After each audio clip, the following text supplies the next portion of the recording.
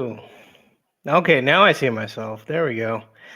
So, as you guys know, I do a walk every day to meditate, and there y'all are. And on this walk, I things happen, right? Life happens when you're out in public. Last week you saw some coyotes on the walk, as I recall. Yeah. This is once again I'm on this walk, Gator. and I'm usually able to handle most things that happen on the walk. This time, life threw something at me that I was stumped. I had no idea what to do. Let me guess, another Zoomer. It was a Zoomer. They were in a car this time. Was it? And high schoolers look so young to me now. I'm so old. They look like kids, like tiny kids. Yeah. They rolled up next to me in their little car. Rolled down the window. Tiny little car. Miniature. Beep, beep. Roll down the window. Hey, Boomer! A bunch of smoke comes out. They're obviously high. This is fentanyl. And the kid asked me a question that just because I was trying to meditate on these walks. He asked me a question that I couldn't. He goes, rate my girlfriend's boobs, old man. Delta 8 or Delta 9? I could have handled those. What he asked me was, which SpongeBob character are you? And then they sped off. That is some Gen Z shit if I've ever heard it. Yeah, And the newest generation is really infantile, and they only seem to like SpongeBob, as far as I can tell, and nothing else. Paul, can I answer the question for you? Well, I want to go around and ask y'all, which SpongeBob character are you? How do you answer that question? No, I'm going to answer for Paul, and it's hold on. Squidward. I was going to say, before we go, I wanted Paul to try and name as many SpongeBob characters as he can. Well, there's Bob, right? The sponge. Of course, you got Bob. Of course, famously goes by Bob. And Shannon said Squidward, and I kind of remember that from somewhere. That's it. Mhm. That's all I know. Is there other ones? There's A Patrick. lot of them. There's a Texan. There's specifically a Texan character in a Bob Bob has a job. phenomenon cartoon. Not anymore. Now she's from Bikini Bottom. They retconned everything. How does a She's squirrel live underwater? I don't understand that. Yeah, she's fine. Oh, that's good. So what did you say, Paul? Did you say anything to them? Well, no, they sped off, and I tried to get back in my meditation, but I was like, which SpongeBob character am I? Like, should I go watch this show? Why would they feel compelled to ask me that? Do I look like somebody on that show? No, it just bothered me. For the next half mile back to my house, I couldn't get back into my meditation walk. Well, maybe it was some kind of like TikTok thing. Like, hey, we go yell at people out of our cars. What SpongeBob are you? And then we speed off before they can answer. Maybe. I think they just didn't. They didn't realize their friend was rolling down the window yelling at people, and so they were afraid.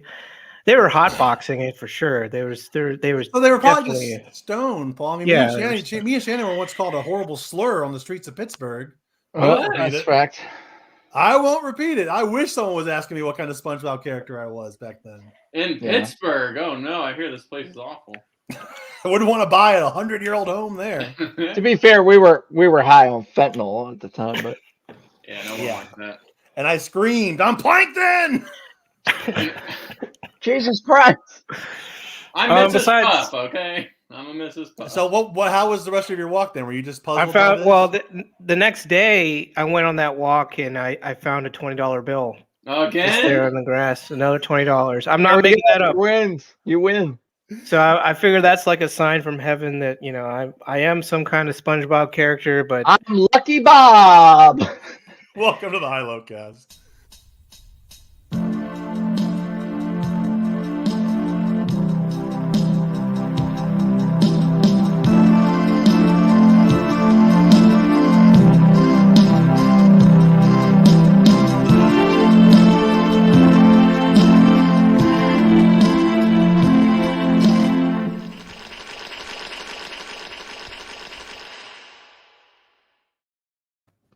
Let me tell you, I have to get on Vimeo Create and change that open because we're also live on YouTube tonight. What? Shout out to Bob, Pat, Squidward. And tube. Just and squid. tube.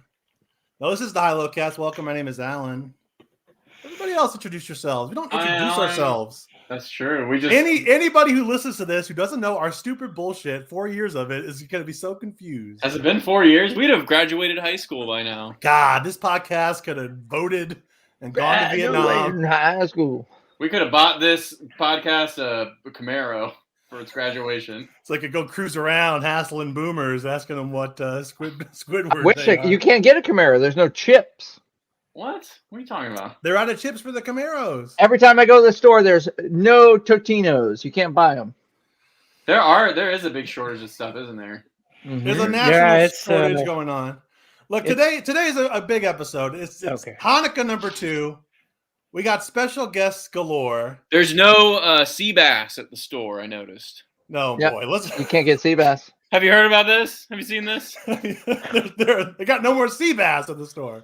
So I want to bring in our guest today. This is Mo Pittle, owner of JewBoy Burgers and Subs. Mo, good evening. Oh yeah, look here. Hey, nice. right on the shirt. I love it. Hi. What's going on, guys? Not much, man. Thank you so much for taking your time to join us tonight. My pleasure. You know, I got to say, me and 3 out of the 4 of the hosts, and I'm not going to tell you which one didn't go to your restaurant on Sunday to eat. But he's probably the one who's not so satisfied. But we went there on Sunday, and we just had the time of our lives. It was delicious. Because I don't work on Sundays. Okay, that's okay. Phenomenal. It was phenomenal. It was. It really was. It was top notch. I thought in my head, I wonder if he's back there because this is so good. No, that's the day that the boss tells me what I need to do. What we need to do, translation I, or someone should, translation me, as in someone should really clean out this garage. What was your Sunday plan last Sunday? What was the boss on your back about? Let's say we have a puppy. He's now 8 months old. And okay. I think I heard y'all say cursing is allowed. I assume. I hope. Please. Oh, please. Yes. The more, the merrier. Fucking asshole at this age, man.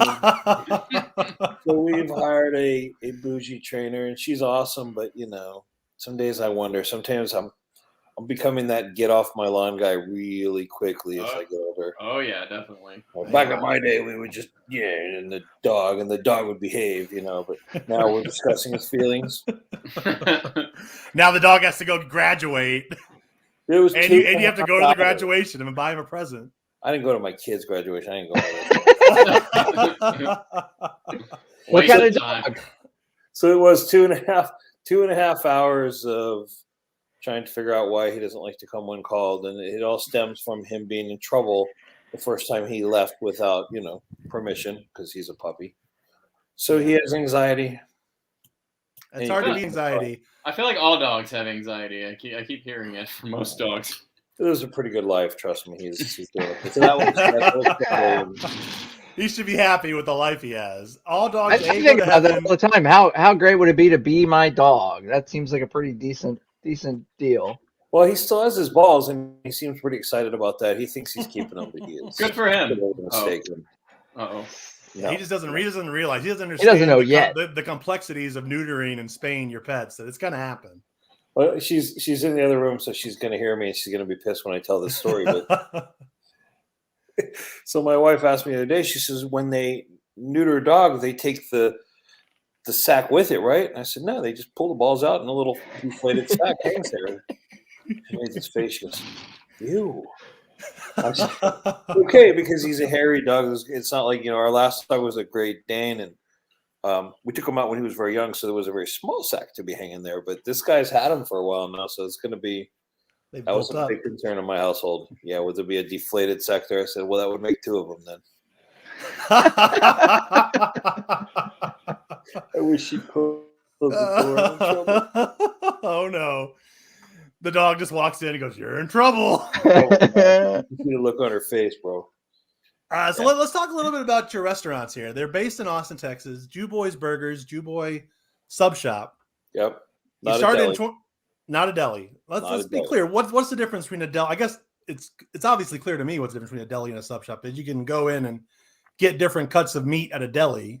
Yeah, it's when I know we are curing our own meats. We do our own pastrami, our own turkey, our own chicken, but it's if it wasn't such a bougie Austin place, it would be like one of these bodegas you find back east where they got a sandwich counter where you just make a bunch of different sandwiches and that's about it. Yeah. Minimal amount of sides. It's not one of these things where you have, the 4-page menus. There's no kishki, there's no knishes, any other kana, none of that stuff, And I deal with that a lot. And I know I'm starting to sound a little bit bitter, but just because it's called JewBoy, people come in and meet. This lady came in the other day. She goes, "Why don't you have chopped liver?" And I said, "Well, dive a little deeper." I mean, I don't know how to respond. Like, so I can't tell if they're joking or not sometimes. So I always try to, I used to make light of the fact that we're not kosher, and I don't do that anymore because some people are super serious about it. They get pissed. So I'm real, I'm like, look, I'm a Reformed Jew, and I was, raised with kashrut law in mind, and I try to throw a few big words in there that kind of take them, off. And now I kind of get a little passive aggressive and say, well, you understand the full complexities of preparing food in a proper kosher manner, just to get them like, oh, so you need to tell me how I need 2 kitchens or a rabbi on staff and how that's going to make sense, So I don't make light of it, but I kind of come at them, like I said, passive aggressively. So now I just always want to make the distinction: sub shop, sandwiches, angry and messy, just like myself. That's it. Subs, sandwiches, not caseta. Although we did just start brunch this last weekend, and that was interesting. Oh, really? It was your first brunch ever? Yeah, we're going to do it Saturday, Sunday. We're doing matzo brie, a pastrami hash. The matzo brie is interesting to try to teach my cooks how to make matzo brie. And we've got a bunch of sandwiches all on Mexican bolillo bread, so that's worked out pretty well. For the first weekend, anyways. So. But yeah, burgers and subs. The burgers are about 5 years old now. Was a food truck for 4 years. We've been brick and mortar for 1. And the sub shop came along about 7 months ago. It's a buddy of mine had the space. It was a bar, and he wasn't sure what to do with it. I kind of just wanted to do pop-ups. I wanted to do just sandwiches and fries, and that was it. And they didn't want to do the pop-up. They said if I put together a full menu that they would, work the space out for me and help me with it. And I don't like the paperwork aspect of owning a business. So I said, if you all do that, if you'll handle the city and you'll handle payroll, yeah, hell yeah, why not? So then the sub shop came along. That's a real testament to how good your food is. You guys handle everything, and I'm just providing the food. Here's what I do: sandwiches and burgers, and that's it. Well, I've actually been an entrepreneur now for 20 years. It'll be 20 years this coming February. Awesome. I opened an ad agency back in El Paso. And so you'd think that at a certain point, you get better at these things.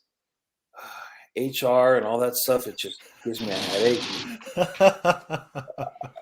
I've been through, the ad agency had 4 partners and all good human beings, all good people, and all still friends. I'm very big on that. I don't like to burn bridges. But it seems like it was always my problem, and things like payroll and all that stuff. It'll wear you out. It'll take take it out of you for a day. So I try to avoid that if I can.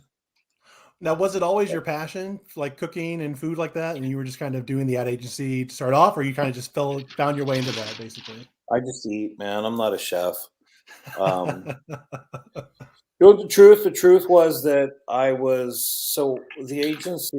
had the agency full service back in El Paso for 12 years or so. Yeah, about that.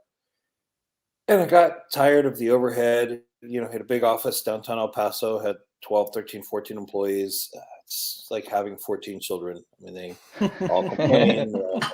They talk about each other. They talk about the clients talk about them. I mean, it wears you out. It's part of the job, but it just wore me out. So I decided to become a consultant. Oh, you're breaking up there, Mo. I wasn't traveling. I was here. I was just losing my mind. Really? Is that better? I'm touching. Yeah, we got you. Yeah, you're good. You're good. You guys still there? Oh yeah, we're still there. Could you hear us? Oh, no worries. That's good. In case anybody wants to know, it's AT&T is my provider for internet, so I owe them. They're world class, you know. They own So me. I know Paul So was the food interested. I'm sorry. Go ahead. What's that? Well, so the food truck came about because I was bored, because I needed something to do. I was pushing off all my work to either late at night or early in the morning, and I figured, well, if I do this, it'll structure my day. I'll probably just sell burgers at lunch, but I saw it as a kind of like a case study incubator. When you get old, social media makes no sense to me. None of what you do makes sense to me, and I'm a marketing director. I get it, I know about it, but I just don't. I can't sit there and honestly, I'm just too. I think when you work in advertising for so long, you get hypersensitive to bullshit. And if I heard myself spew acronyms one more time without knowing what the hell they're all about, well, we're looking at your, CRM and the ROI for Q2. Shut up! I want to punch myself.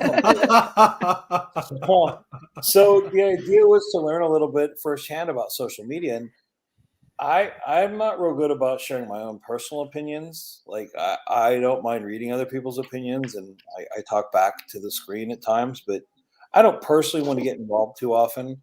So the food truck gave me an opportunity to create my own brand, which after 20 years of doing this stuff, you're tired of doing other people's brands.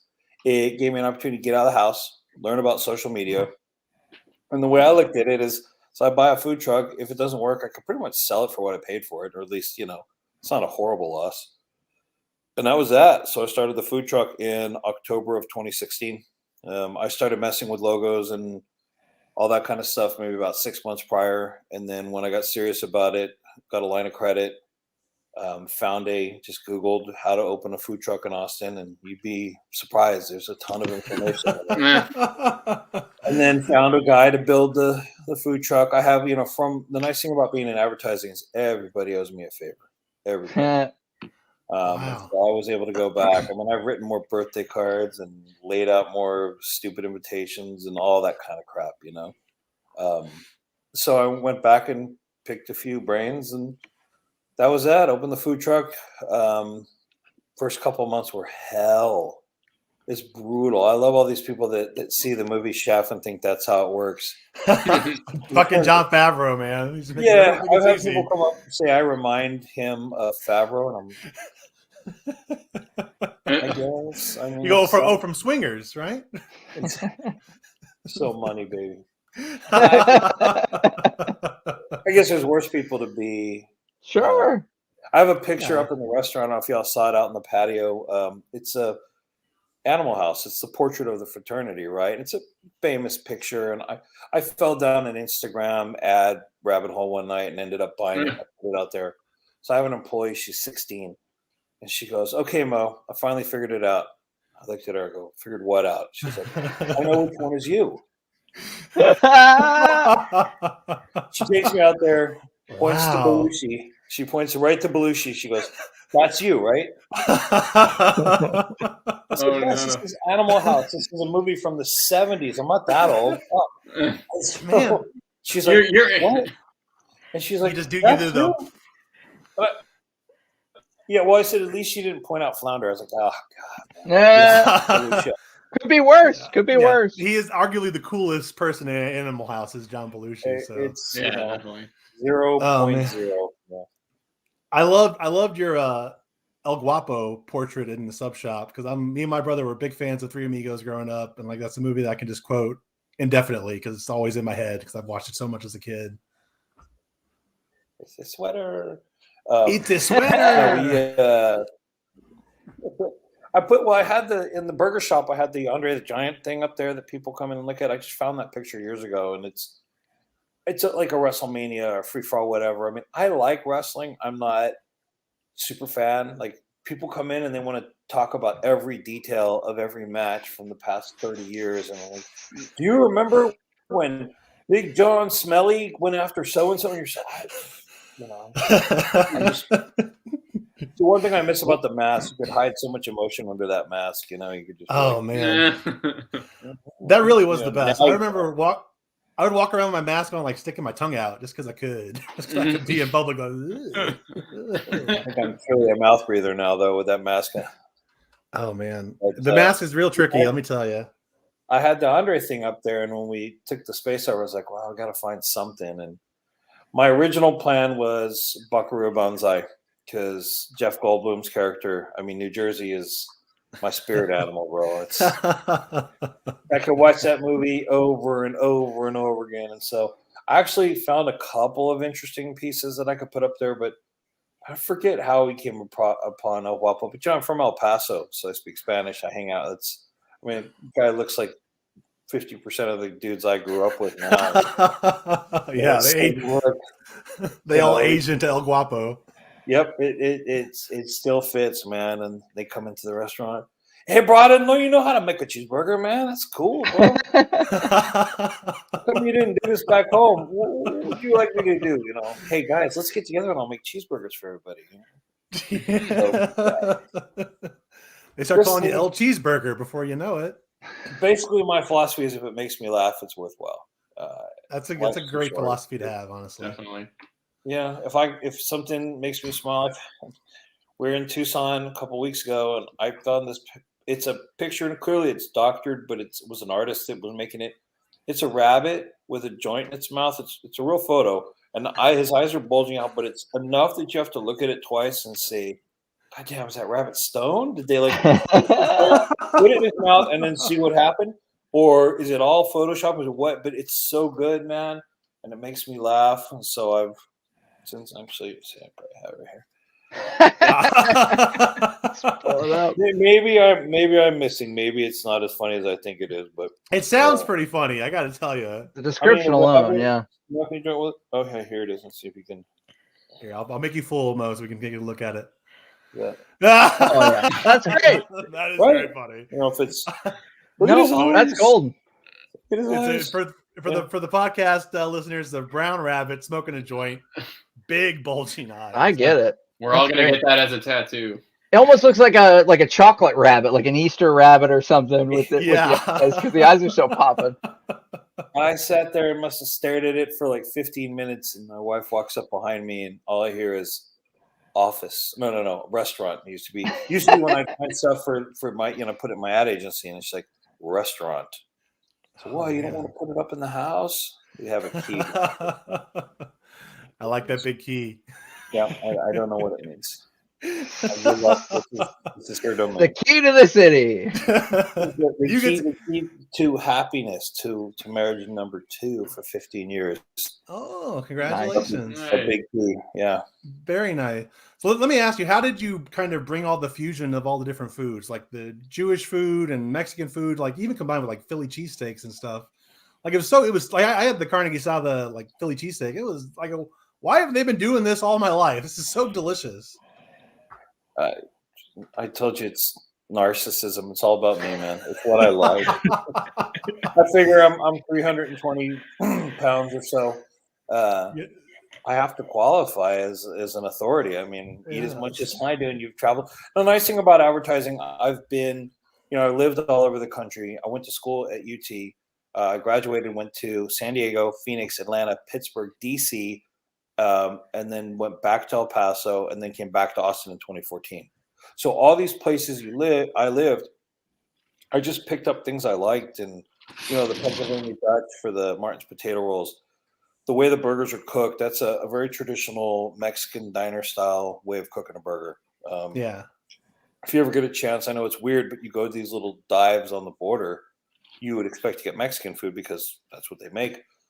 They make killer burgers. I've had some of the best burgers ever at Mexican restaurants because, and I say this with affection, it's poverty cuisine, man. You want to find places that have taken something and made something extraordinary out of it. So they got cheap beef, salt's expensive. You take onions, you grill those onions into that beef, and all of a sudden it's juicy and it's flavorful and it didn't cost you anything. Yeah. Because onions are cheap, Same with chilies and peppers. Whereas salt just dries things out. It's expensive. The less you use of that, the better it is on a burger. So, there's elements from like growing up on the border. Well, that's a cool way to make a burger. Now, granted, they're using cheap bread and cheap meat. I'm in Austin, so I use expensive bread and expensive beef. In fact, now our beef comes from a local ranch. It's kind of cool. That's Just cool. down south of the airport. Like, yeah, those cows were walking around like last week. No, I'm sure. You're gonna be a burger.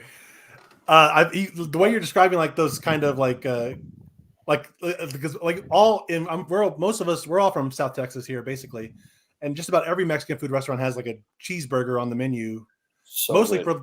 for the kids who don't want it. But like you say, it is always the delicious cheeseburger. And it's probably because they're just using like the cheapest cheese you can imagine, but just the way it has that perfect like melting texture on it, you know? Now, I use cheddar instead of American Yeah. because in the burgers, steaming's kind of a White Castle thing. Again, to me, the worst thing you can do is have a dry burger. You need it to be nice and juicy. I don't want it to be greasy. So what they do is a lot of places will make up for the dryness by A, condiments, or B, they toast the bread and they put a bunch of butter on there. Now, butter always makes things taste better, but you walk out of there with a stomachache. That's the greasy burger thing. Yeah. If you keep the bread fresh and use the onions and then steam that cheddar, it's going to hold the burger together. All the juice is going to stay in there. And in a perfect world, you bite into that burger, just like I said, nice and juicy. So you don't last too long in business if you send people away with stomach aches. You really have to be full. I mean, it just is what it is. So, and I Yeah. have been known to overeat once or twice in my life. So that's the idea. Is I kind of understood what foods you can overeat and come away clean, and the ones that you should just never. I mean, some of these cheap pizzas, that processed cheese, that'll wreck your ass, man. I mean, that is gotta watch that. So, Oh yeah, I can't overeat like I used to when I was a 20-year-old. Like now, I'm too old to. It'll just ruin my guts for 2 days. I'm week 3 of low carb. I'm such an angry asshole. It's awful. I try to lose weight during the holidays. I know that's different, but I don't like holiday food. I never have. I don't like. Oh turkey. really? No, I just yeah. And I've had we fried one last year. We smoked one this year. Until I've got enough mayo on it and everything else, it's just like I do the turkey sandwiches, but stuffing and all that stuff just doesn't do much for me. And I don't like sitting with large groups of people and watching them eat. I prefer to eat by myself or with one or two. Now, I honestly hope the supply chain issues that we're having leads to us branching out for the holidays. Like for Thanksgiving this year, we had I'm spacing on what we had, but it was delicious. But it wasn't turkey. It wasn't ham. It was like a prime rib or something. And it was just phenomenal. And I go, why are we always eating like this is the stuff? We smoked a pork loin. It was delicious. Ooh, yeah. I mean, we had turkey also, but now that I have a restaurant, I have 2 restaurants. Like I told the guys, I'm like, well, y'all, I mean, I think God bless him, Anthony Bourdain haunts restaurants like mine. Like everybody that comes in there, and I love it because they're trying, but they all think of themselves as next gen Anthony Bourdain, right? Oh, and so I sometimes I'll put it on them. It's a little Jedi mind trick thing. Like, I don't think you guys are good enough chefs to make anything cool for Thanksgiving. Oh no, we could totally smoke this and do that. And I'm like, if you want to do it, you want to stay. So yeah, they made a killer. It was a smoked pork loin, and then they smoked the turkey. I bought a bunch of queso from the restaurant. Like I walked into Thanksgiving looking pretty good.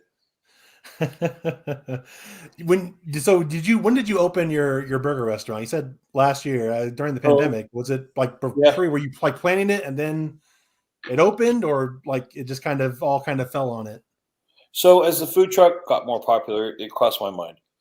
I like the tangibility of the business. I like being able to hand somebody a bag and talk about food. And there's no 90-day terms, I don't have to chase anybody around to pay for their $10 cheeseburger. It's a little nicer than ads. So yeah, I liked it. It's physically very hard, just day in, day out. So it was in the back of my mind. I'd been trying for about a year prior to that. Just looked at some spaces, talked to some investors. Last summer, so 2020 summer, kind of the heart of the pandemic, a lot of these places are just walking away from their leases. I get a call from a buddy of mine who was subletting the space that we're in now, and he says, "Hey, I got the perfect space for you." And my first inclination was, no, who the hell opens a business during the middle of a pandemic, especially a restaurant? So he gave me the keys to the restaurant. He says, "Go check it out, dude. Just walk through it, man. See what you think." So the first thing I do is I walk in there and I turn on the air conditioning because this is July. It's like 108 or something. It's brutal hot. I'm sweaty. I'm tired. So I turned the air conditioning on and I just sat down on one of the booths where the air conditioning blows. I fell asleep for like an hour and a half. Just sitting in there. It's a closed restaurant. There's nobody else in there. I just passed out and I got up. Oh shit! So I walked through the kitchen. I mean, again, not being a restaurateur, I didn't necessarily know what I was looking for. I just kind of knew some basics. Fortunately for me, the guy that I rent from is an old friend of mine, and he's super savvy, super knowledgeable, and he's cool. We go back to junior high, so I told him, I said, "I'll take it if you'll work with me, help me figure out, like I said, permits, all the things that need to be fixed. How do you fix them without calling? I mean, kind of your cliche Jew. Here's my credit card. Please don't fuck me over. I don't fix much." I got better though. The food truck, dude, I rewired batteries. I mean, I did some stuff I never thought I would do. I shocked my arm so hard one day I couldn't feel it for like a day. It hurt so bad. Oh my god! But so he agreed, and so honestly, I signed the lease in the end of July, and we opened September 1st, 2020. Wow, that is So we like turned it pretty quickly. I can't think of any restaurant that I heard of opening during the pandemic, like in the heat of the pandemic. Like, so were you automatically doing like orders to go, no dining area, or did you kind of have? We had limited amount of dine-in. I mean, there was maybe like 4 tables in there. They're way spread out. The idea was to come in, place your order, and then we had the outside patio. We had tables on one side that we've now since built into another patio. So the building was originally a Kentucky Fried Chicken. It's now flanked by 2 patios. Yeah, I'm not kidding. You can push on the walls, you'll get chicken grease out of that thing, man. There's an old Colonel statue still in the bathroom. It's small kitchen, so the guys that had it before us had turned it into a pizza parlor.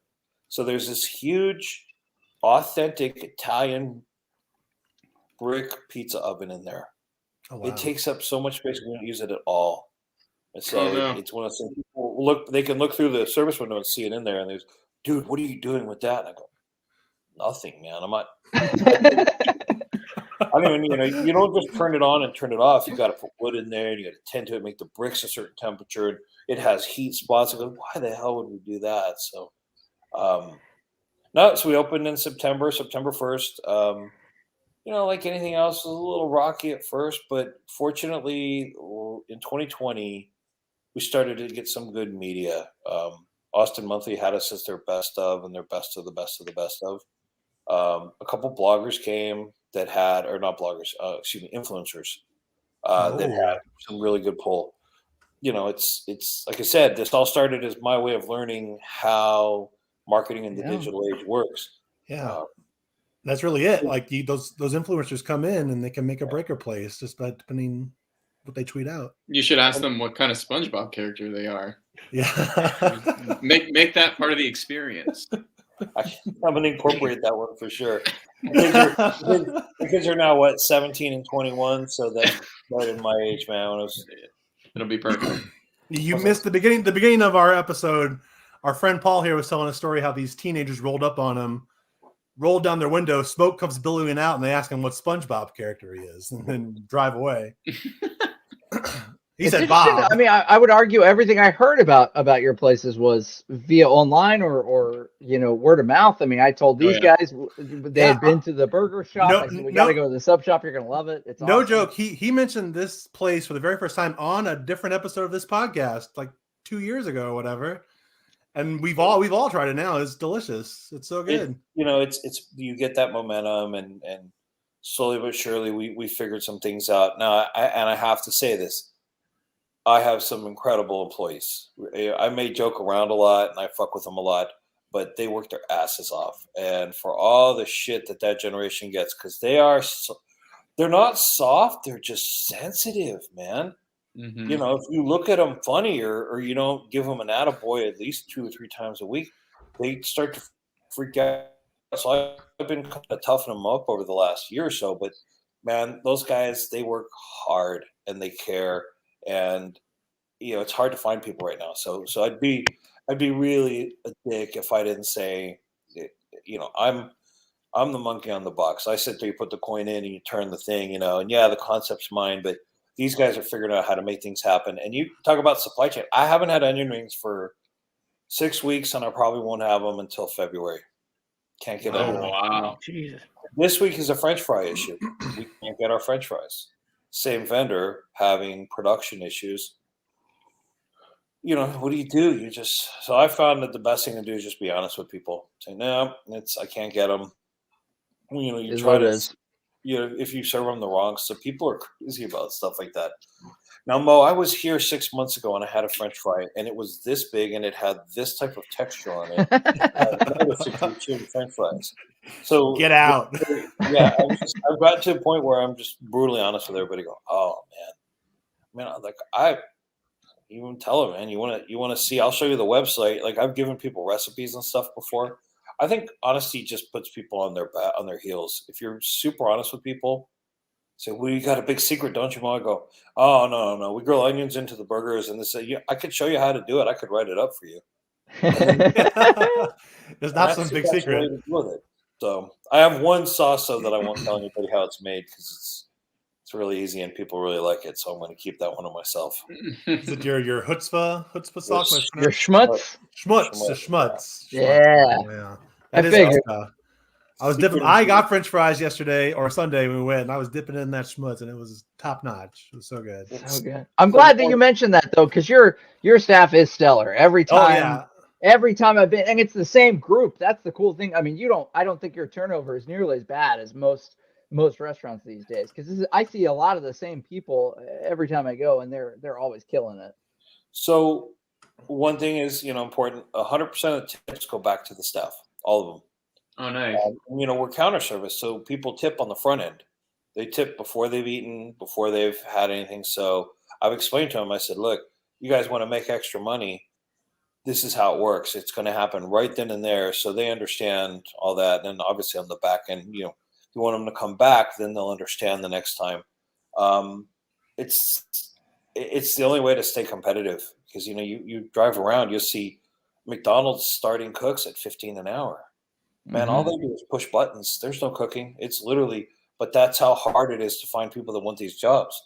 So for me, I also believe in incentive-based compensation. My managers get a piece of the action. One of the things I hated about being in corporate America was being told what to do and then being held accountable. It just makes no sense to me, and it still doesn't make any sense to me. So let me get this straight. You're going to tell me how to change this ad, even though I'm telling you that's crap. And then when it doesn't work, you're going to blame me. But if it does work, you're going to take credit for it. I just couldn't get around it. I just could not. And so I try to be honest with myself and with the staff. I go, look, I want to incent you so that if we do better, you do better. And I mean, I like making money. I have major issues with cars and food and travel and sunglasses.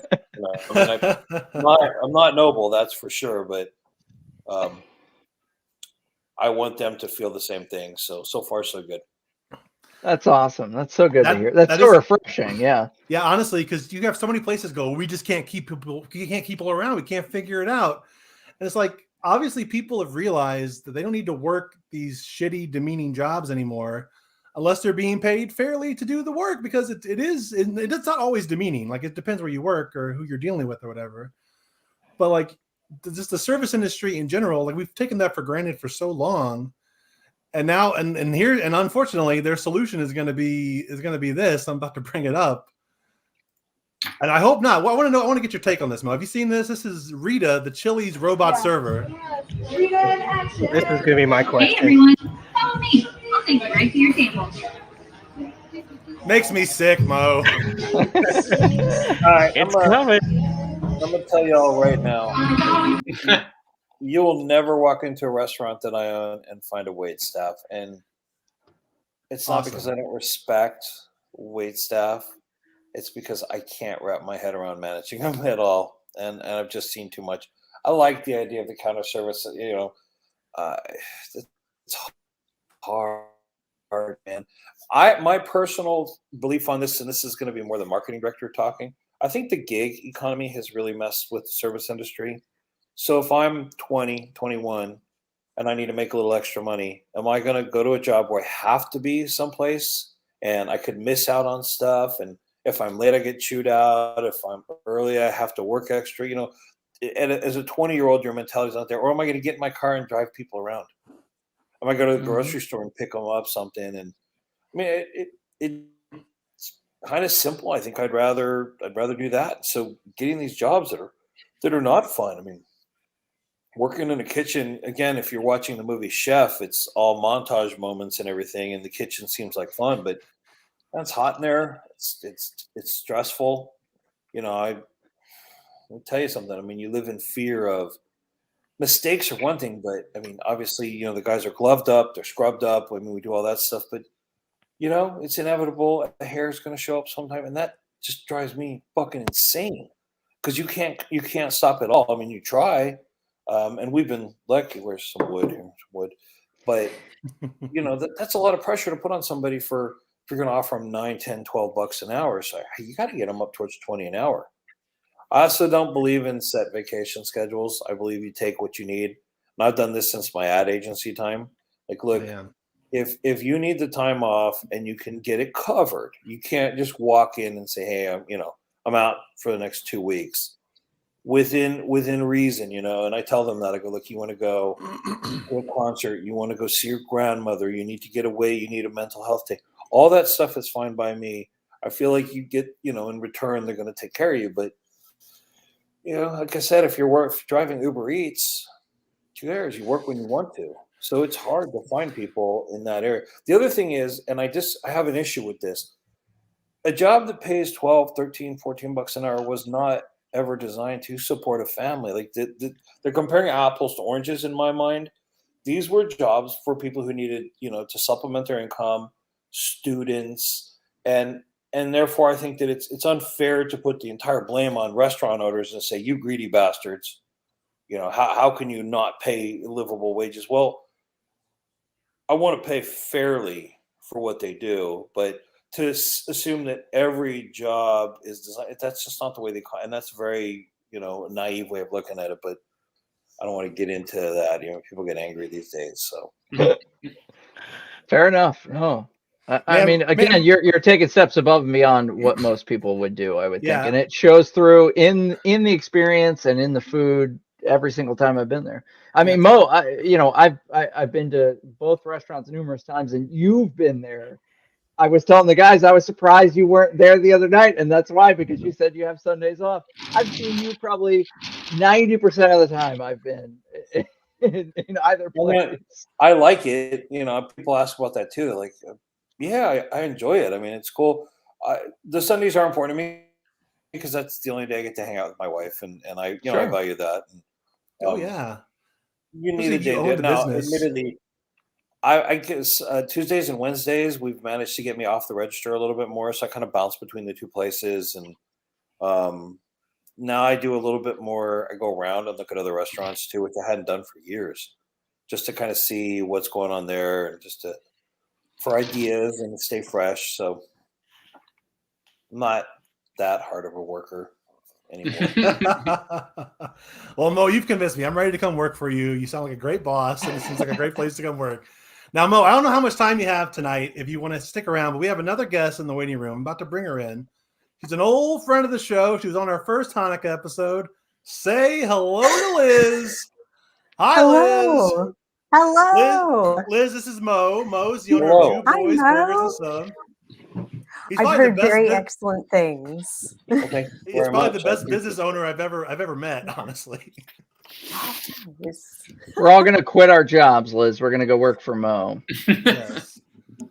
We're gonna learn the secret of the Laka burger. I'm very excited. That was my other question. Were you the first person to put a Laka on a burger? It's genius. Okay, so admittedly, not my idea. It was what is her name? She has an Instagram account called What Jew Want to Eat. Amy Kreitzel. And Amy, has gotten, she has several 100,000 followers. I mean, she's, makes a job of it. She was here in Austin. I still do some pro bono work for the Jewish Federation in El Paso and the Jewish Community Foundation. I do ads. I help them with their marketing And somehow or another, I guess Amy goes to these different places and does these events. So they showed me her materials to review, and I just struck up a conversation with her. So when I came up with the idea for JewBoy Burgers, I wanted to kind of vet it, let her see it and say, hey, am I pushing this too far? I mean, you do your diligence.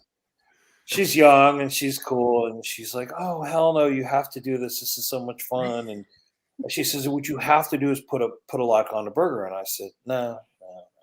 One of the things about being a marketing director, I don't want to stack gimmick on top of gimmick on top of gimmick. If you got to do a gimmick, you pick a good one and you kind of run with it, and then that's it, But she brought up a good point. In Pittsburgh, there's a place called the Permane Brothers, and if you've never had a Permane Brothers sandwich, they put French fries on the sandwich.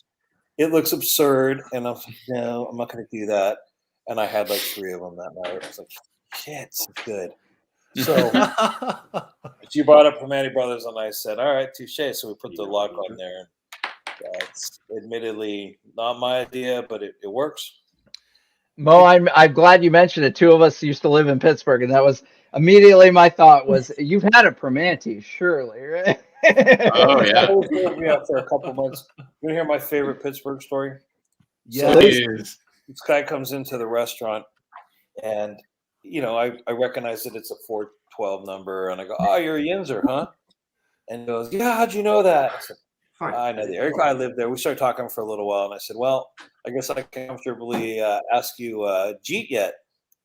In Pittsburgh, they have a funny way of talking, and Jeet yet is pretty common, and the response to it is, no, Jew.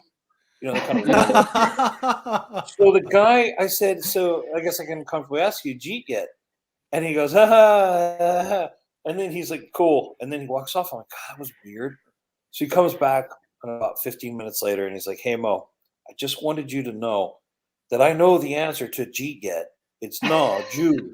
But I was a little uncomfortable. I wasn't sure how you were going to respond to that. I said, oh, no. Jew. No. I didn't even think twice about that. That's awesome. Oh. What a sweetie. Yes, I was like, dude, you're okay. You're in a safe space. Yeah, it's fine. You can say that word. But I like that Pittsburgh pride of he came back. He's like, I know the answer. I gotta tell you. I have to tell you. It'll be wrong if I don't. Obviously, I know. You could tell he thought about it for a while and then waited for the line to die down and then walked up real quietly and was like, hey, man, I just want you to know. That's awesome. You know the answer. Okay. So let's get it a little bit into. So Hanukkah just wrapped up yesterday. Yeah. Liz, Mo, did y'all do anything special, or do you celebrate Hanukkah, Mo, or is it kind of just another holiday for you? So, Liz, maybe you'll disagree with me on this, but the true spirit of Hanukkah is less about reciprocation, more about what parents give to their children. And my family always kind of took that to heart. Now, my children, my ex-wife, her family was Christian, so they get it all. So I was like, all right, then you're gonna celebrate Hanukkah in a real traditional way, which means I basically answer Venmo requests the whole time. No, I'm just kidding. It's a fairly linear process where the parents give to the children, and I just kind of quietly did my thing here with work and struggled to find an electronic menorah because I didn't want to light candles again this year. That scared me last year. There's a lot more junk in my restaurants. You guys have seen it. Like, there's things to catch fire now. So, and that was really it. Didn't do much. Just kept it easy. Same here. I brought out the Hanukah again. And put in all 8 candles, and it just looks like a blur. So sorry about that. Here, we'll make you full and see if we can see it better. No, it's still a blur. No, it's still quite a blur. I think I have like the super filtered zoom camera on. So Good way to do it. It's a very hazy light. I want a filter. Is a filter to give me hair? Nowadays, in a few years. I saw this thing today, and you mentioned the Hanukah. Yes. Right. Yeah, you did. He's gonna get it. He's gonna get it one of these years. Tell me what you think about this. This is Grab Lab's menorah. glass menorah seems so impractical. Is it the bong? That's a lot of work. It's a lot of work. Now I can imagine maybe you do it once a night, but this lady goes all out.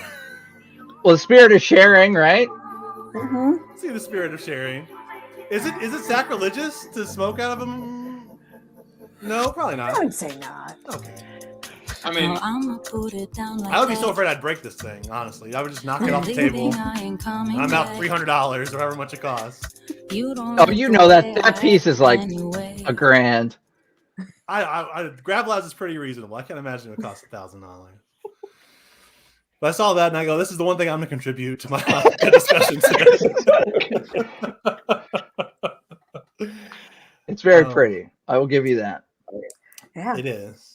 Mo, how was it? I'm sorry? What's that?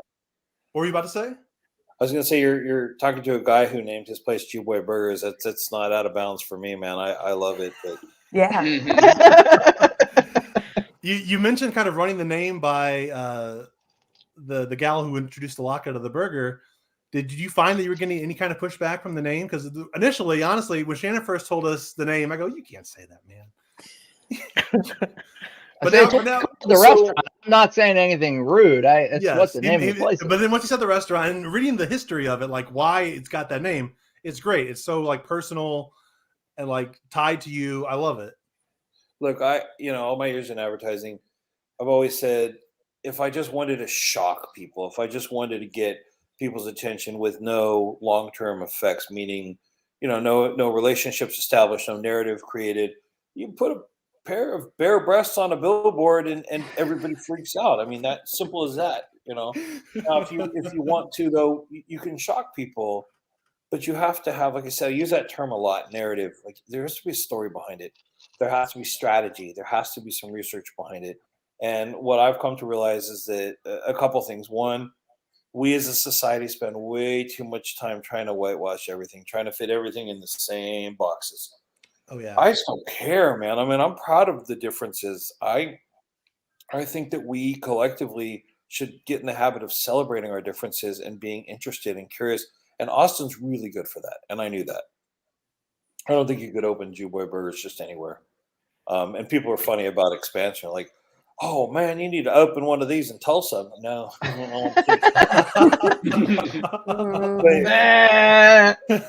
gonna have to change it to the Boy Burgers. Well, speaking of, there's another podcast. What's the fellow's name? Tom Segura. Yeah. Sure. Oh yeah. Yeah. Mm-hmm. So he came, and they won't say JewBoy; they say JBoy, and they. Apparently, but I've got a lot of people come and go, dude, you want Tom Segura? And so I went back and looked just to see what they're talking about. Like, yeah, they don't want to say JewBoy; they just say JBoy. It's fine. Like I said, I'm not trying to make any statements. I'm not trying to create any. I think people just have to be comfortable with who they are, and if, like I said from the very beginning, if it makes you laugh and makes you happy, why not? I mean, really. Some guy gave me a hard time not too long ago. He said it was enabling anti-Semitism. I don't think I would be enabling it. I think somebody who was already anti-Semitic may give them a reason to be a little bit more aggressive. But, it's because somebody comes in and makes a bad Jewish joke. It's not the end of the world. I mean, we had Mel Brooks for a long time. It's okay. You have to balance it. It's not such a simple thing, but comments here and there, sometimes never to my face. No, nobody has the stones to come up and actually approach it. Now, I occasionally will, like, I call people, like this guy that was giving me a hard time. He's a realtor, so his phone number was everywhere. So I just called him. He was hiding behind his keyboard, and I said, "Hey, man, it's Mo Pittle, JewBoy Burgers." And there's this long silence. Of course. Wow. I said, "Hey, dude," I said, "First thing you have to understand, and I will say this every single time. A, I'm not here to argue with you, and B, I'm not going to try to change your mind. That's not what I'm doing. I'm not going to tell you you're wrong and I'm right. And I'm not going to have an argument about it. We can talk about why I did it, and you can continue to disagree with it. I'm cool with that." That's honestly refreshing to hear. Like you don't really hear that from any kind of business anymore. So many businesses, like you say, are either tiptoeing or just trying to please everyone. That it's nice to just, you just what you see is what you get here. And you're coming for some kind of Mexican Jewish food crossover mixed with some other stuff, and it's going to be a great time. Yeah, I'll say that the name was, for me, it was unusual, and like you said, it grabs the attention. But once you taste the food, I mean, none of that matters. The food is delicious. Like I wanted to ask you about like how you make the bread and where you source some of like the custom soda and all that stuff, because your food is really good, like really, really good. So the Doesn't really bread matter what it's is called. Martin's potato rolls. You can get those at HEB now, actually. Really? It's originally a Pennsylvania Dutch product. Started in the Northeast, and kind of made its way around the country and went to California. They just recently added their second bakery, which is in Georgia, I think. So now we actually get fresh product. Before I had to use frozen, it's not bad. Honestly, bread freezes fine and thaws out just fine. But to get that nice, soft potato bun, so they're just vendors that I know. Like I said, I've gone through several different butchers and beef options. I'll never use frozen beef. Don't ever, it's bad. Just takes all the taste out of it. Right now, like I mentioned, we got a local ranch, excuse me, that's providing us with the beef. For years I've been making tater tots because they're hard to fuck up, and if you're not a great cook, I mean, you can leave a tater tot in the fryer for like 30 minutes and it's still edible when it comes out. It's insane. A little extra crunchy. No problem there. Some people like them that way. Yes, they do. I mean, French fries, you can get them too little, too hard, too salty, not salty enough. Same with onion rings. But tots have always been kind of my standard thing with the latkes. And the latkes, kind of a mixture of a family recipe and just a little messing around and figuring out how to get them right. They're very simple. They're very standard latkes. The one thing we do, and Liz will agree with me on this, typically latkes have crunchy edges on them, burned edges. Because you make them by hand. You can either put them in the fryer, the frying pan with a spoon, or you pat them and then put them in. I need consistency. I can't have one person looking over and saying, "Man, that guy's latke is bigger than mine," and so you gotta use a mold, and the mold takes away the crunchy edges. My mom refuses to call them latkes. She comes in every time and goes, hash browns, not latkes. Fine, Mom. Yes, they're hash browns. So I come to find out, we have multiple fryers back there, but we fry the tots and the latkes in the same oil. Well, all the onion and garlic comes out of the latkes at some point, and the tots. I saw someone write a review. They called them latke tots. Oh, they're just tater tots. They're just. It took me 4 years to figure out the reason the tots taste differently is because I fry them. Okay, so I can tell you it's kind of by design. I mean, I did that on purpose. Yes, nice. Latke tots, trademark. Nailed it. Yeah, give me that. Well, so I have to ask. I converted these peeps, a few of them, to the black and white cookie that you guys have. Where is that coming from? I got to know this because that's a great cookie. So initially, with the food truck, you don't have a lot of space. You don't have a lot of resources. You have to prep everything in a commissary. The commissary costs money. You want to do as little as possible in there. And so I was already making the latkes in there. And we actually bake them first. So we make the mix, we bake them, cool them, and then fry them. And that gives you that crunchy outside, soft inside. And then they're not as greasy. Liz, you'll agree with me on this. Like, yeah, that's nice. It's an exercise in grease, man. It's one of those things that you walk in and you just know it's Hanukkah because the grease is on the wall. My mom makes the German style, which is essentially it's a true potato pancake. She likes to blend it up and use matzo meal as the binding agent, and then pour them in like you'd make pancakes, but in oil, and it pops and tastes delicious. But so no, it's what were we talking about? The black and white cookie. Oh, the cookies. That's right. So you'll see. You'll be middle-aged soon, you assholes. I'm already losing it, man. Trust me. Don't worry about it. It's happening. Where am I? What? It happens all the time. What is this? I wouldn't count how many times I drive past exits in a month, and that should be like a ranking for your age and senility. Like, I know where I'm going, but I'm just going to drive right past that exit. So the black and whites just kind of fit they fit the color scheme. I like the way they taste. So, I've been going to delis, and it's a very traditional deli cookie. It's good for cleansing your palate. Some people put a little lemon zest in there. It just worked. And so for a while, I had a friend of mine, his wife, she made them. We do like 2 dozen a week, and that was it. And then she got tired. She lived way down in like Lakeway or something like that, way down there, and she'd bring them to me once a week. And so then I found several other people. I went through them, and then when we moved into the building, I hired a baker. Now, bakers and grill cooks do not get along. This is like, I mean, worlds apart. Yeah, and like I said, the kitchen's small. It's not set up for baking. I'd come in the morning, and she'd be there, since like 4 or 5 in the morning, with a list of things. They did this, they did that. I cannot bake this. She'd leave, and the cooks would come in and go, "Hey, Mo, you gotta fire that bitch, man. She gotta go." Oh no! Okay. And again, all really great people. I mean, she is so talented. Man, I love the things that she came up with. We did a bunch of things with her, but just not enough space, not enough time. So basically took the recipe to Quack's down the street, and I believe they've made it better. So Quack's makes the black and whites now.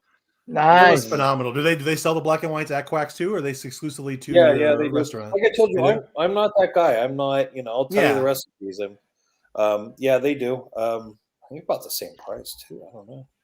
But it's a task for them. I don't think they want to do it anymore. It's hard also. Like they're a pain in the butt. Do black and white. Mm-hmm. Yep. It's just, and it's nice to see how many people still know Seinfeld when you come in. Like, honestly, Mo, that's the only thing I was thinking of. I've never even had a black and white cookie until Sunday, and the whole time I go, well, I remember that Seinfeld clip where he talks about the black and white cookie, and it's like it's always stuck with me ever since I was a teenager. That's an integral part of our culture. They'll stop what they're doing and they'll look. I've got them up on the register. They go, "Oh, the cookie from Seinfeld." That's right. At a premium price. It really is, because everybody sees it right there. Yeah. Mo, thank you so much, man. This has been a phenomenal chat with you, buddy. My pleasure. We'll have to have you back on, honestly, because you're now a friend of the show. Once you're on once. Man, you guys are cool. Any place I could go and cuss in public just makes me happy, man. Oh, beautiful, Mo. We'll have to have you on again here real soon. I can cuss in public and talk about myself. Wow, man. 2 for 2. All about it. Well, man, we thank you so much for your time. Oh yeah, Mo Pittle, JewBoy's Burgers, JewBoy Subs in Austin, Texas. Check them out. You will not regret it. Get the black and white cookie. Said the HiLo Cast sent you. We'll see you, Mo. See you guys. Yes, sir. Later, man. Bye. Oh man, what a great guy. Well, that was really great. interesting. That was interesting. Oh man. So Liz, how are you doing? I had Liz as a surprise guest. Alan says, "What other Jews do we know?" And he just texted the guy from JewBoy. It's as if he Googled Jew. Liz, you better top Mo. What you got? Let me say this. When we were setting up this episode, Paul pitched Hanukah 2. I had just gotten my booster shot for COVID that day, and I was a little loopy in my mind. And I go, well, I don't want to bug Liz. I go, so I only let me just reach out to the only other option. You got 1 and you got 2. It's because we've talked about it on this show. We were all big fans of it. It's good food. I mean, it's great food. Obviously, it worked out great, Alan. So and I'll be honest, I was scared because Mo hadn't gotten back to me since Monday, and he was here right on time. I love that guy. He's a phenomenal guest. Liz, you haven't had the food. I assume you've not been to the restaurant yet. No, we haven't been. I'm very excited to go though. You don't need to go. Next time you come to town, Liz, we're all gonna go. Yeah. Jewish people love finding new Jewish restaurants to go to, so I'm very excited. Excellent. Yeah. As he said, it's not super kosher, unfortunately, but Oh no, Eric doesn't keep kosher. We're fine. Close enough. Yeah. Yeah. Yeah, he's got Shannon had the matzo ball soup, and he was raving about It was the matzo soup was awesome last time. Yeah. Nice. I feel bad. I saw Eric step into the shot earlier. We were talking to Mo, and I go, bring Eric back in here. He's another friend of the show. I'll text him. Tell him to come upstairs and get on the stream. I'm in his office right now, which is why there's like no lighting. I see. Yeah. I keep it dark in mine. That makes sense. Yeah, it's a little cave. It's fine. Yeah. And then we have the Hanukah, which is just the blur back here. Just a big blob of flame. Oh wow. we were going to. Mo got here like right when the show started, so we didn't even get a chance to do any of our dumb bullshit that we normally do. We were going to have Paul try and recount as much as he can about Hanukkah. Now it's good that you're here, Liz, so you can either shut him down or give him the thumbs up. So, Paul, it's a little segment. Brew or no brew? Let me start off by saying, first of all, I didn't know Mo was going to be on this podcast until he was on the podcast. What do you mean you didn't know? We talked about this. We went to a we restaurant. talked about him not being on it. Like he no, wasn't you responding. guys talked about him not being on it. I have faith. No, yeah, I thought the same thing, Paul. I was like, And- he's not coming. But Yeah, he's not coming. I didn't prepare It wasn't anything. likely, but then when he showed up, I was happy and very ready. And then I got scared and I didn't talk at all. And two, I didn't know Liz was going to be on this, so I didn't go back and listen to the original Hanukkah part 1. Good. Well, now you're playing brew or no brew. What does that mean? Is it Hebrew or is it no Hebrew? I guess. Okay. Shannon came up with it. Oh, Take it down. yeah. Okay. So Hanukah, that's what that is back there. That is Yes. Hanukah. Forward me the Yeah. link and I'll join it on my computer. Oh, okay. That's 1 point. He got 1 point. Paul has 1 point. That's a I will brew. send you the link. That's brew. What's a gom jabber? Jeez, I'm gonna burn myself. You mean the Gom Jabbar. That is not brew. Is that part of Gom Jabbar, no brew. That's 2 points. 2 points. Got it. Gom Jabbar is not no Nice. brew. The other What? one. How did Hanukkah start? Paul? StreamYard. There was The They Gom it? I apologize. I don't retain things very well. I also took a drop of THC, the A drop of what? CBD oil. Paul. The CBD oil before this, so I am not remembering things very well. I remember something about they needed light, right? And they didn't have enough oil or something, but it stayed lit, and that's like one of the miracles, right? Yes. Yeah. That's basically it. That's it. I got it. All right. Well, You're there done. was The a 7 war deadly part. miracles. Yeah, you nailed it. Yeah. Wait. There's more than one miracle. Well, so Every night was a miracle. the miracle of the oil. So the temple was desecrated, and the menorah, which is supposed to be lit all the time, there wasn't enough oil to keep it lit until they could get new oil. Where is this temple? Because I was in Jerusalem. Could I have seen Where it? was it? When? Well, fun fact. I was You were in destroyed- Jerusalem. When was this? Oh, He it went was on one of his destroyed. work trips. Yeah. Did they rebuild yeah, it? so, no. Well, they did rebuild one, but then it was destroyed by the Romans. So now it's called the Western Wall, and there's a mosque built on top of it. So no Maybe more I temple. did see that. I remember, like, when we were walking around Jerusalem, they were like, "This quadrant is this religion. Quadrant. This quadrant is a different religion." I was totally confused. It was beautiful. I love like the way all the buildings look like they're ancient, like they're all made of that sandstone. Mhm. And it was a pretty amazing experience. I wish I could remember more. I can't remember much right now because I accidentally squeezed that dropper and I probably got like 2 or 3 drops, and things are real weird right now in my And head. you're just wondering what's on that property now where that old temple used to be. Well, hey, Mo, what's the Wailing Wall? What did I even say to Mo? I asked him about the bread, and I You started asked to him talk about the bread. you had a big question for him. It was about the bread. Did you ask about challah or the potato buns? He was just asking about the goddamn potato the bun. buns. Okay. That you could get at HEB apparently.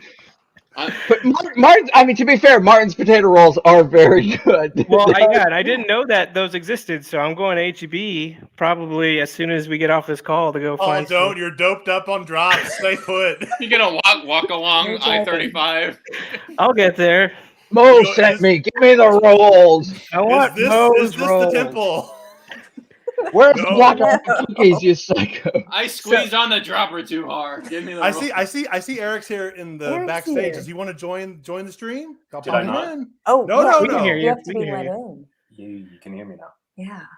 We can hear you in the room, but if you go to a different room, I'll add you to Yeah. the stream. Go to a different room, Eric.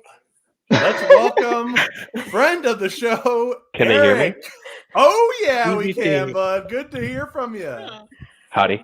You have to go to a different room. Oh, All right. Yeah. Well, It fine. doesn't have to be in a different room. No, It's all good. There I honestly, see him. there honestly isn't any No, Liz feedback right doesn't now. want me to be in where You I have am. to, Guys, Eric, don't- Eric, She you hates this have to go room. outside. Don't fight. Please don't fight. Don't fight. This is a lovely night. We're celebrating the miracles of Hanukkah too. Miracle Hanukkah. Oh man, Eric, how was your Hanukkah? Was it as good as Liz and Mo's? I don't know what Liz told you. Well, now you do sound weird. Well, I think I had a pretty good Hanukkah. Paul Oh, is really? freaking You- out. You sound better now. Well, that's good. That's good. Is it weird? Is it different celebrating Hanukkah during the pandemic? No. It's the same. I mean, I don't remember what we did last year. Last year was more significant because we didn't even see our family last year. Yeah. Because we saw my family. Yeah. Did we see my family last year? Yeah. I don't remember. I don't remember anything did. from the previous 2 years. It's been a blur. I don't know Same. what happened. That's called COVID brain, my man. It's just a big Yeah. black hole, or who knows what's happened in life anymore, honestly. I forget what happened last Ramadan. I don't remember shit. I forget what I ordered at JewBoy sub shop on Sunday. Because, I'm stressed to hell. I don't have any drops. Paul took them all. That guy Mo nailed you to the See, wall. I can remember some things. I had the chutzpah chicken parm. Chutzpah. Chutzpah. Yeah, you gotta stop. You guys gotta What's stop the- saying chutzpah. So you don't I didn't pronounce say it. the C. The C Chutzpah. is silent. So you just Now- do the H. Oh, Now, so Eric- there's a C in front of Hanukkah. Yeah, depending on how you spell it, there could be a C in front of Hanukkah, but you just pronounce the ha. So the Hanukkah. She can't do challah, it. Chutzpah. Sorry. Go ahead, Eric. Please It's correct me. It's a. You gotta That's you gotta pretty put the tongue against the roof of your mouth. That You sounds gotta more be able to roll accurate. your R's.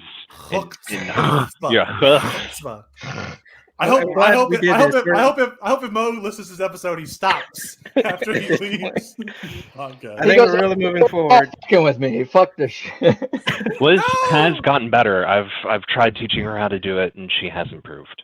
Thank you. Now, There we Eric, go. I gotta know, what are you working on over there? Because I kept telling you Me? look off the camera for most of the. I interview. was nervous to talk to Mo. He was. Mo was looking at us and he was like, "What is this guy doing?" What's this guy do? This guy shows no respect to me. I'm working on. that. I'm working on this. Oh, it's Ooh. Niles Crane. This is a Niles. No, it's not Niles. This is. That's the new Green Goblin, right? He's sneaking into the new movie. Yeah, this is a makeup I'm working on just for fun. Me, Green I like Goblin. it. Very cool. Thank you. It's actually it's my friend Grace. She looks like this. I'll show you. Oh, It's great. It's a picture of Grace Jones. Oh wow, that's just That's Oh, she's great. here. She's really here. Hello, Grace.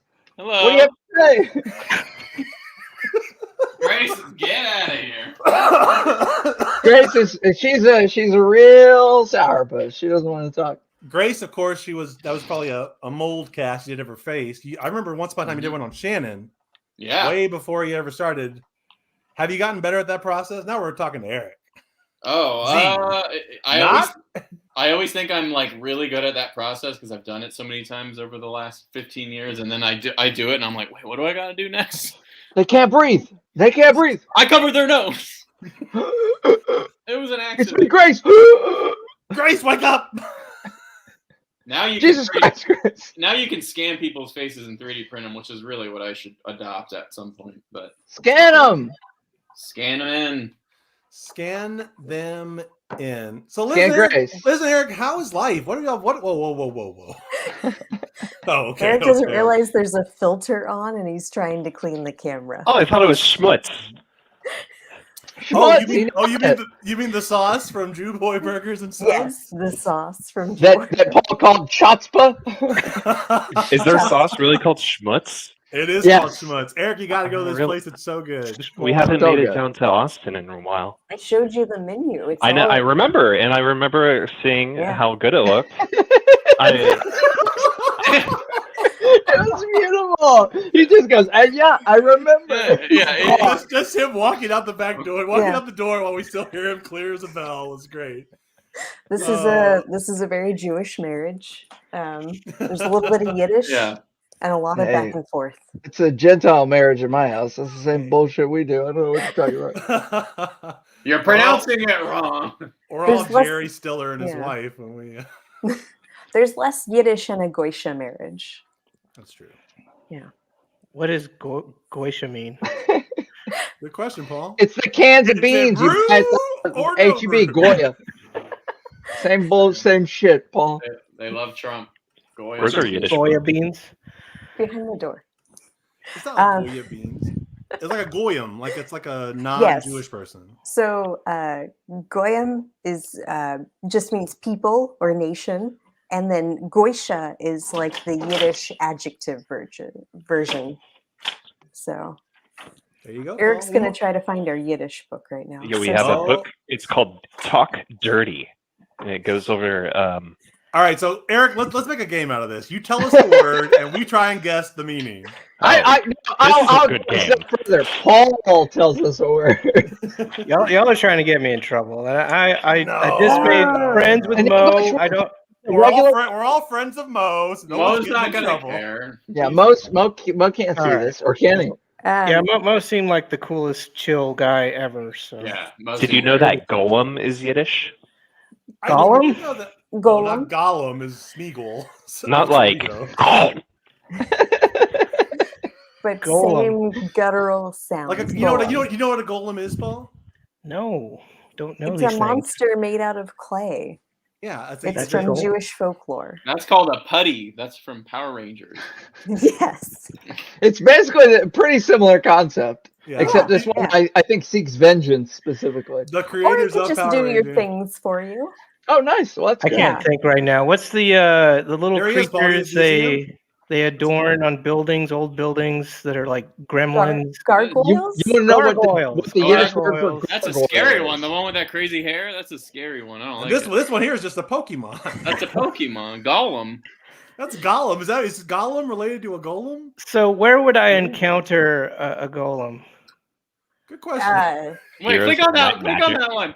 Oh, No. go up Which again, one? Alan. What do you, On the right. On the right. Close your eyes. What do you see? Who's that? It's a golem, man. Who is that? No, these are actual golems from the Jewish Museum in Berlin. Oh, why do they have those Yeah. haircuts? What are Because they? it was in style, Eric. I don't know what to tell you. They look Super cool. cool. Yeah. All right, let's give us another one, Eric. Stunk. Stunk. Stunk. Stunk. Can we get it in a sentence? Yeah. His father's a real mensch, but he's a stunk. After his father retires, I'm finding a different insurance agent. Is that in the book, or was that just on the top of your Yes. toe? This is from the book. Okay, good. I love it. He's got to be like a dick or like an asshole, right? I bet he's an idiot. It's defined as a stinker or a nasty person. A little Nice. stinker. A stinker. And just under it is schwanz. Schwanz. Now I picture Schwanz. Schwanz. So I hear Schwanz. I maybe picture this is the Yiddish book of dirty words, right? There are other words in it. No, Okay, it's not all like dirty word. it's a bunch of like people have integrated into language of English, and trying to. This one's don't be such a schwanz. The dog's not going to bite you. I bet every example is don't be such a blank. I would say like Well- dummy, like goofball. Daredevil. I something like say that. I say daredevil. Like don't. Be I so, say don't be so bold. killjoy, party pooper. That's a good one. I like that. What's Paul. who's right? Who's It's right? coward. Coward. Don't be such a Coward. coward. Don't be such a schwanz. So Makes Paul Paul, I could give you one that you might know.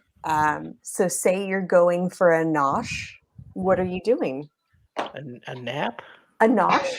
Oh, a nap. No, so you're gonna eat something. You're gonna nosh on something. Oh, Have a okay. little That- snack. Paul should always be the test, I think. Yeah, Because- I want to hear Paul first every time from now on. I think there's some things that just a casual, learner would know, and Paul is going to be. Paul, what if I said you were gonna schlep all the way down to Bee Caves to go to the mall? What would that mean Schlep. to you? Schlep? Is that Schlep. like skip? You're gonna skip all the way? I'm sorry, I don't know. No, it's fine. So it is like a journey, but there's also like the connotation of like it's burdensome. So you have to schlep all the way down Capitol or golly, it's been so long since I've lived in Austin. I forgot what the highways are called. It's the capital of Texas Highway. Yeah. Capital of It's a trip, Paul. It's a disaster. It takes some You time. could skip that distance. And that You would be a bad trip if you skip the whole way down to the mall. Asshole. Oh, or Paul, here's So it's a this journey. one. Go ahead. So say you're taking summer classes at UT and you're schwitzing by the time you get to your class from where gotta you know parked your schwitz, car. Schwitzing. It sounds like Schwitzing. something you do when you're nervous, like schwitzing, like Scared? You're You scared could or do it something, while huh? you're nervous. So it's just like sweating. sweating. Okay. Yeah. Were you schwitzing when Mo popped on the stream, Paul, when you think he wasn't going to show up? Scared. I was one big schwitz. I was. How does the verb like when you say so? Schwitzing is a verb. What's the noun of that? I mean, you could argue a schwitz, right? I mean, that's something you Yeah. could say. Yeah. Have You're a going for a schwitz, like schwitz? if you're going in and you're sweating it you're out. gonna sit in a spa, sauna. yeah, You're gonna have a sauna, yeah. schwitz. Would that be an insult to call someone a schwitz? I don't know if it's. Ooh, don't Well, say If you that. think it's an insult, just don't say it. If you You want could to call insult somebody a someone, putz or a klafte, or a cluster. that means What- bitch. I've heard the Oh. word klutz, like don't be a klutz, and it's like clumsy, right? Like Yeah, Don't- that's okay. right. I got one. Yeah. You know what klutz I- means. I know what klutz means. Very What, basic. what about word. putz? Yeah, don't be such a putz, Paul. I thought I'm. My first thought was golf when you said that. I'm sorry, that's not what that means, but I can use it in a sentence, Paul. Don't be such a putz when you schwitz on your schlep at the Lakeway Mall. don't be such. Follow the. Is it like a nincompoop? Like a That's right. really? I Like had a that. All foolish right. person. You nailed it. Except you can't say nincompoop anymore. Yeah. Oh, Now, Eric, no. oh, why not? The Mo- Swedes, Mo- the Mo would tell me I Swedes can say would whatever get I so want. mad if you say nincompoop. I just assume. I don't know. Eric's generation, you can't say anything anymore. They'll start Ah. wagging the Cancel finger it. at It's you. the same generation y'all are from. Oh, Liz, I have a question for you. Yes. Okay. Which SpongeBob character are you? Is SpongeBob more a klutz or a? Or a schwitz. Oh, wait, you can't be a schwitz. He's good. Oh, Liz, I don't know if you saw the beginning, but somebody asked Paul that, and he was schlemieled. Oh. Yeah. That was our cold open. I do my walk every day, and Don't repeat it, Paul. Don't Yeah, repeat the wait, cold this- open. We've already heard it. we even told it to Mo, and he had no reference to it, and it was really awkward. No, it wasn't. We can talk It was later. awkward as hell. I thought he heard that. That's why I mentioned it. He did it. He thought it wasn't was- here. He thought it was for the listeners. For the listeners. I'm sorry, Mo. I'm sorry, Mo. Come He's got back. kids. Somebody's watching SpongeBob. Yeah. Well, SpongeBob. Eric and Liz, your Um, favorite yeah. SpongeBob character. I who would you never be? watched SpongeBob. I was just like just too old to start watching it. We're all too old to have watched it. I don't know how these guys have seen every single episode. They know all the details. What guys? I They will won't stop say- talking about it. I will say, going back and watching some of the clips, it's absolutely a show that I would have loved had I Right. started watching it. It's 'Cause a very absurdist, early absurdist. Yeah, and I'm totally into that. I never stopped watching cartoons. Oh, I didn't have grow either. up. So I put on And Liz still SpongeBob watches when it Venture aired. Brothers. I do watch Venture Brothers. It's a great show. I love that I'm waiting. show. I'm holding out for the movie. They got just Any they of just y'all got picked watching up. Succession? by any chance? No. Okay. Never Paul mind. was just wants to talk about who's dead in succession for the next Oh, hour. no. We're I have not. a theory. Tell We're me not. it's not Mr. Darcy. It is Mr. Darcy. Darcy. No. Mr. it's- Darcy's fine. Paul does, drowned. I bet Paul could even guess who you're referring to when you say Mr. No, Darcy. yeah, from, Paul, who's Mr. Who Darcy? do you think it is? Well, Mr. Darcy's got to be from Pride and Prejudice, right? Like That's Oh, Mr. correct. Darcy. nice. Well, okay, we're already further Already, along. Paul's got his beat. Kudos to Paul. That was already 100,000 points that I thought we wouldn't give to him. Okay, so Paul, who is Mr. Darcy in Succession? He played Mr. Darcy in a version of Pride and Prejudice. Who would it be? What actor or actress? The McFadden or that guy McFadden. Paul, you What? did it. I did it. Tom Wamsgabs. Nice That's job. Wamsgabs. Yeah, Mhm. Yeah, it's that's him. right. Every time he shows up on screen, that's what my wife says. It's just Mr. Darcy. That's all she cares about. Me and Jess we binge Succession, and at like season 2, I go, "That's Mr. Darcy," and she goes, "Oh, it is Mr. Darcy." He's an amazing actor. I mean, Oh, he's he does very good. he does a lot with This his is- hands. This is not the Succession cast. This is Hanukkah 2. Hanukkah 2. All right. Give I us had a another word. question. I did have a Hanukkah. Well, not really Hanukkah specifically, but it's about latkes. Yeah. Are Ask there Mo like? when he was here? I should have asked him. I just couldn't think. I took too So many. Paul had the Laka burger. Let's say Paul. That was I did. was that the first Laka you've ever had, Paul. Very first, I had a falafel in Jerusalem that was delicious, but I Awesome. never had a latke They're before. different things. Waffles. Two different things. Yeah, falafels are a little different. Yeah, there was like a. I don't know how to describe it. It was One's delicious. chickpea based and the other's potato based. Right. Yeah. And I also had something that was like a sandwich in Jerusalem. That it was like in a pita bread. It's a And it McDonald's was, sandwich. So like a euro. It's like an egg McMuffin. It was in a pita. we bought it from a guy. He had a cart, and he was just there, and it was so good. I can't He remember. was what dressed like a clown. His name was No. Ronnie. Did you have a chicken schnitzel? We had one at. Maybe you JewBoy, had a actually. shawarma. Yeah, Okay. that's probably what it was. It was a shawarma. Shawarma's great. Yeah. Yeah, that sounds so right. But anyway, Paul I wanted gets to that ask high, honestly. Hanukkah Uh-huh. specific meals. Hanukkah Okay. specific meals. What do we got? Do we got latkes? Do we got shawarmas? What do we got? So you've got latkes and you have a special type of jelly donut. What is it called? Because I'm going to order it from Mo. Sufganiyot? I don't think he produces that, Paul. I think can't my remember makes what the you call donuts, it. my friend. Oh, we're bad Jews today. But it's That's like okay. it's a jelly It's like donut. sofganiot. Sufganiyot? Okay, that's I've- really hard. Yeah. It's very Hebrew. Paul, you'll Yeah. figure out how to spell it. Just fucking Google it. Yeah, I mean, you can't like get it at HEB, right? It's like a special. it's not like that It's potato a roll. jelly Paul. donut. That's all it is. Yeah. It's, Oh, okay. if you go Well, up you, to you can get Far it. You West can get the Boulevard, HEB at West Campus. That's they got it there. Okay. Yeah. Yeah, you could find them anywhere off of like Far West. What about like a big like What's he gonna say? a big meal like What is it gonna say? I was gonna Have the bleep button ready. Bleep it out. Yeah. I stopped myself from saying something really stupid, and so I'll say turkey. I was gonna say ham, and that didn't make any sense. I was gonna say, would you have a big? Not a lot of hams on the Hanukkah table. I know that's why I stopped myself. But like I was thinking Thanksgiving, we have the turkey and the stuffing and all that. Is like, there pies. probably like a brisket or something, right? That's probably Yeah. protein. Yeah.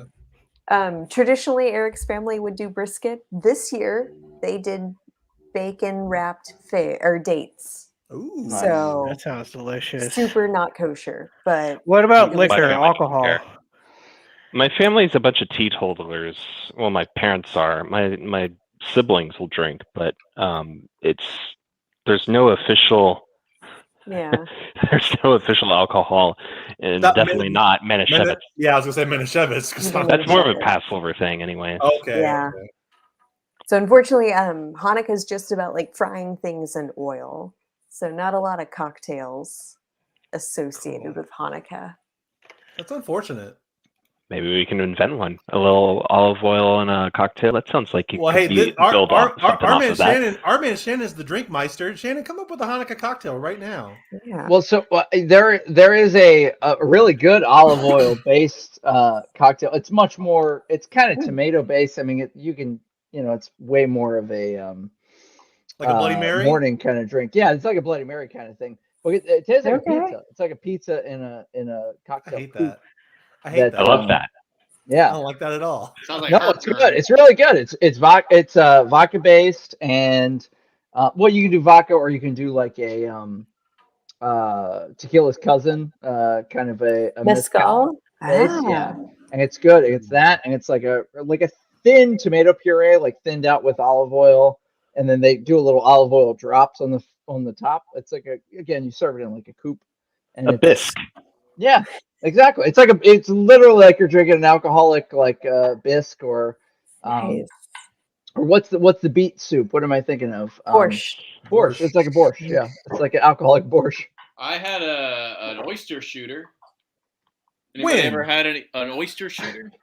Yesterday. No, okay. just now. Right now. It was a few days ago, and I was scared. I was really scared. They were You, like, you had this at Fiesta, Texas?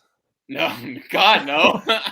That's brave. There's a ride called the Oyster Shooter, and you have to. It's a little cowboy. It's a little cowboy hat on it. It's a little marzipan cowboy hat. It's got Roadrunner on it, taking a shot at the front. Eat the cowboy hat, you shoot the Yeah. oyster, and then you Yeah. go on the roller coaster and try not to. Vom. Yeah. It was good. I was really scared. I thought it was gonna be disgusting. Yummy. And it actually had it had a tomatoey base to it too. It was kind of I wasn't expecting it. It was like spicy almost. Okay. A lot of those we hit it with Tabasco and stuff. That's kind of what you're going for.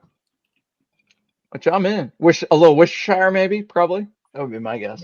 I think we should be wrapping things up here because this has been a 90-minute episode. It's been great. Oh. Honestly, this has been great. I just upgraded our StreamYard, as you can tell by the red background and the little Paul live bug. It's what that is in the top corner. It's beautiful. Hey, Thank you. real quick, has anyone been to Six Flags of recent years?